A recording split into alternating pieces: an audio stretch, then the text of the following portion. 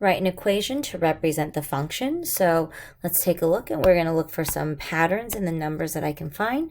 One could be times 5, which works for the first one. But when I try it on the second pair, it doesn't work. So that is not going to be the pattern. Let me reverse that out. We can also try maybe plus 4. 1 plus 4 is 5, but 2 plus 4 does not equal 8. So it's not addition and it's not multiplication. So what that tells me is that this is going to be a two-step problem. So what I'm going to do is I'm going to look at the pattern between the y's, or the outputs, and it looks like it's increasing by 3 each time the input increases by 1. So what that tells me is that my equation is going to have 3 times x. So I'm going to multiply 3 by the input, and then there's something else that I have to do to get there. So I'm going to start plugging in some numbers, and I'm going to try my first ordered pair.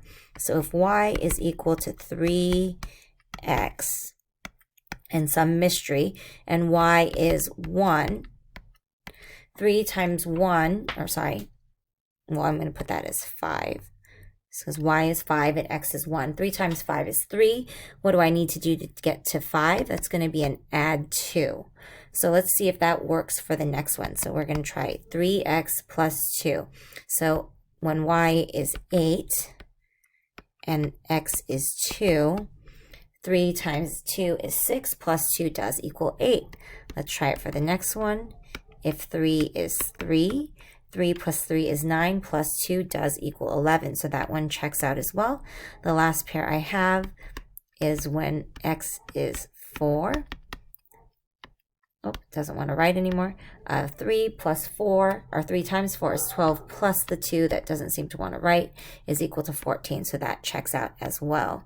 All right, this is just not writing at all. But my equation is going to be y is equal to 3x plus 2.